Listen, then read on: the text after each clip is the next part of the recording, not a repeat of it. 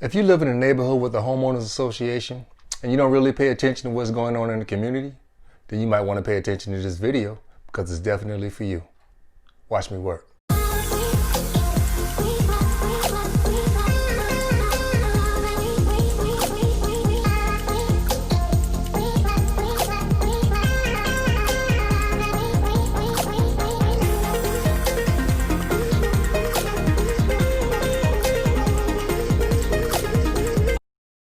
Hey everybody, welcome back to my channel. In this video today, I'll be discussing the 10 things every resident that lives in a neighborhood with a homeowners association should know. Before I get into that, at any time in this video, if you see anything or you hear anything that sparks your interest, or you like what you hear or you see, go ahead and hit the subscribe button and the notification bell so you can get the notifications when I drop a new video every week.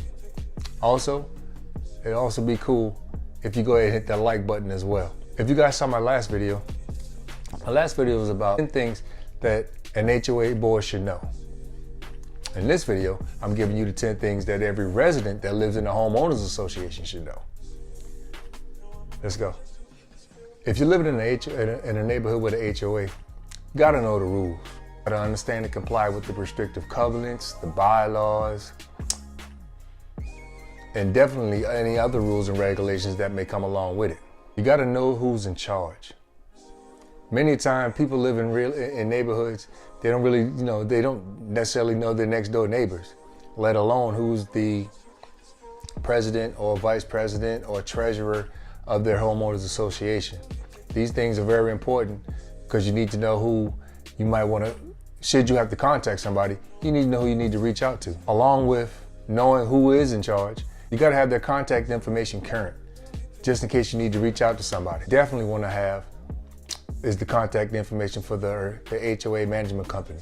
They can be very beneficial and sometimes give you the information that you might not have gotten from one of your neighborhood HOA representatives, or maybe get some clarification on something that you heard from your HOA representative. Don't ignore communication from your homeowners association, especially notices that may regard to assessments, rule violations, fines.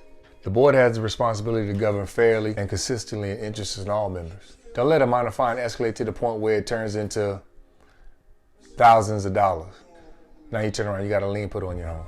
A $50 fine can easily turn into a $5,000 fine.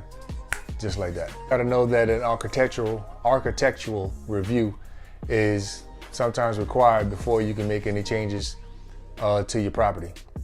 Now I know you might not agree with that, but in the event that you want to add a patio, a shed, widen your driveway, add a fence, things of that nature, you kind of want to get a architectural review approved. Just so you won't assess any fines or, cause any turmoil or whatever with the, ruffle any feathers with the homeowners association.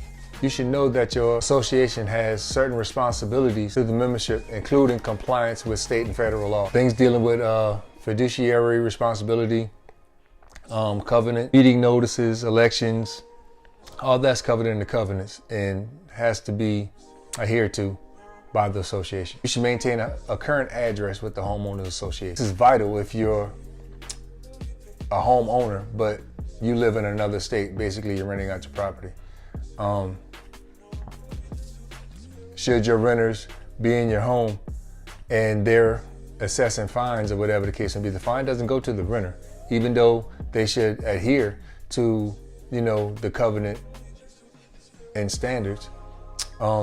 When a fine is assessed, it goes to the homeowner.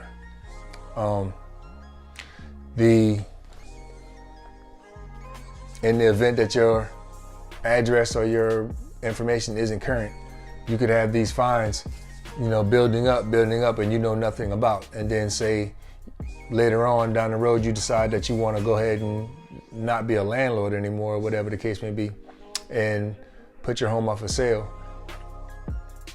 You have X amount of months or years worth of fines that you had no clue about. So you definitely want to keep your information current with the homeowners association. You want to stay informed with the the dealings of the association. You want to read the minutes, attend the meetings first and foremost. If you can't attend the meetings, then of course you want to read the minutes.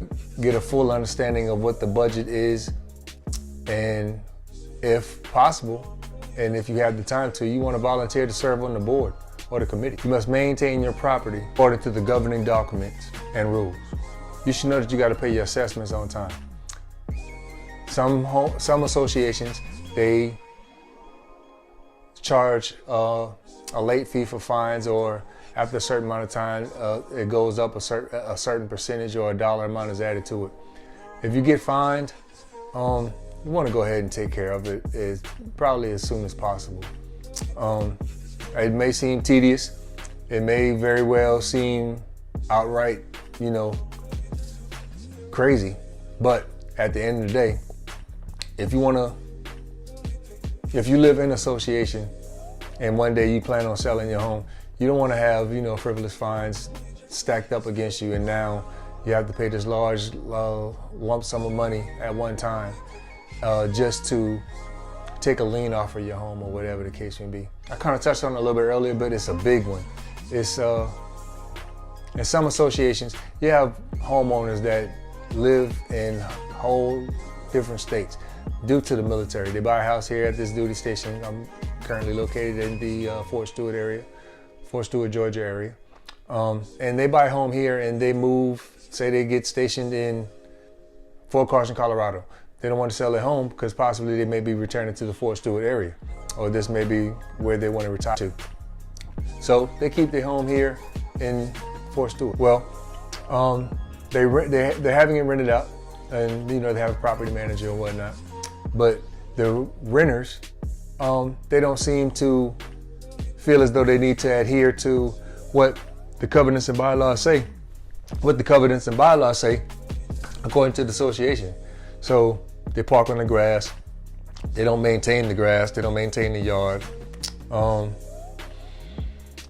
Basically, they start racking up fines. These fines go to who? They don't go to the renter. They go to you, the homeowner. So in the event you're a homeowner in an area that has an association, you need to make sure the management company is on top of the renters and making sure that they're, doing what they need to do in the neighborhood or on the property or with the property. That could save you a lot of headache and money in the long run, should you decide to sell the home.